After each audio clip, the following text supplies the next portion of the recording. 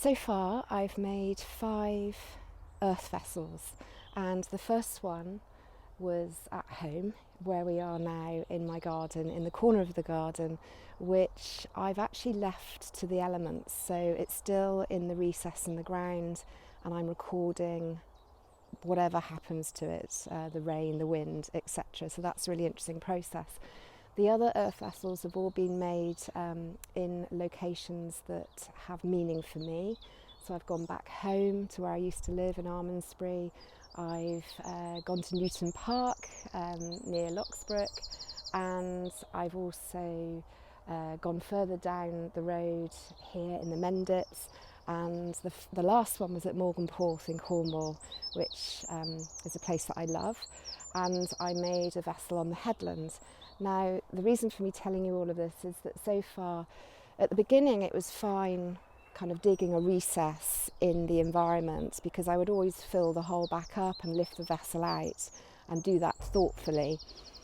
But at Morganporth I was working on the headland, and the grass there was this lovely green carpet of spongy grass, and it felt so alive. And in order to dig the recess, I really had to push the spade in, the trowel into the ground, and it really exposed a very clean recess and hole that was very different to the environment.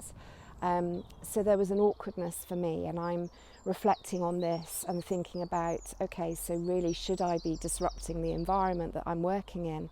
And the feeling is no, because after all, what I'm trying to do is forge an alliance with Mother Nature, not disrupt her.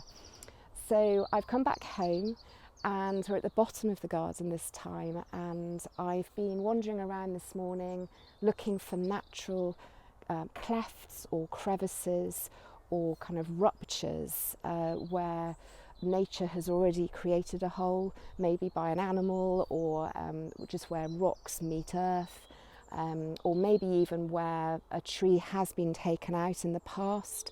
So I've taken some photographs of those, and there's definitely opportunities here to make a variety of vessels within natural clefts in the ground.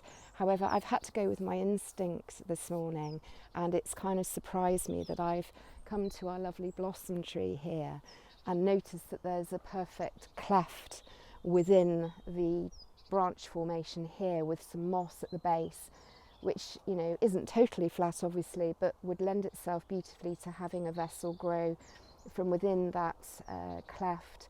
And I'm hoping that I'll be able to get some of the textures from this lovely bark pressed into the clay. So I'm really drawn to make within this tree. So obviously this is going to be very different because I'm not making in the ground itself, but I'm very connected to trees and the healing property of trees. So it's going to be interesting to see how this one goes.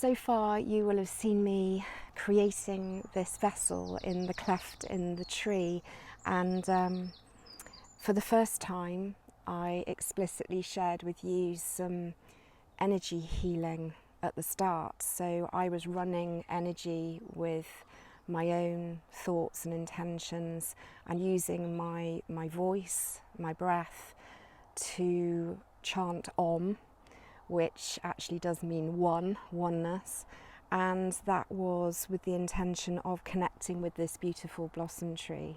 It actually felt really lovely to create that vibration myself while holding the branches and transmitting that vibration of oneness, of gratitude and beauty, because this is such a beautiful tree, into the tree as I was doing that. So really encouraging that alliance with material, with vibrant beings like this tree and myself and the clay. And as I've been working, I've used different parts of my body. So I've used my elbow, my wrists, my arms, my hands and my feet. You might have seen that at one point. That was a little bit more challenging. But it was really lovely to press into the clay with my elbow, using my body weight, leaning into the tree through the clay.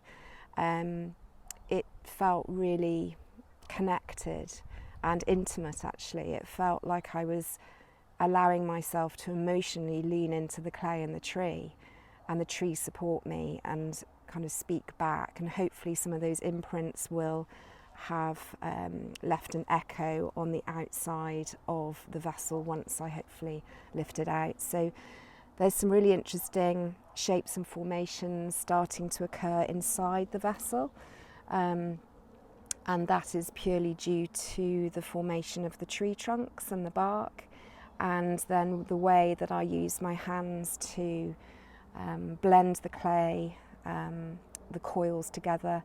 And the very last or latest coil there that you can see here has got some porcelain in with it, so I'm starting to work up to the porcelain layer.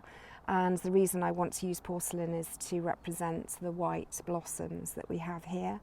I also love working with porcelain because of the purity and the link with grace, really, and spirituality and pureness and light.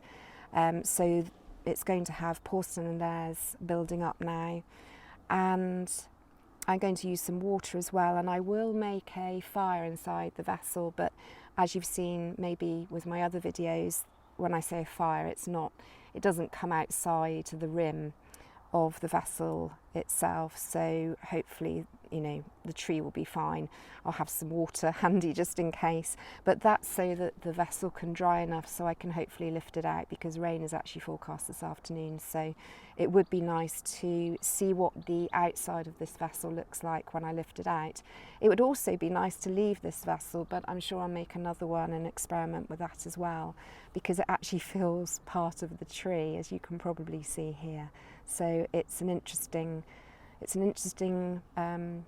making method, a research practice, a making practice, because I'm experiencing things as I go along, listening and learning, to then put that learning into the next vessel and just see where it takes me.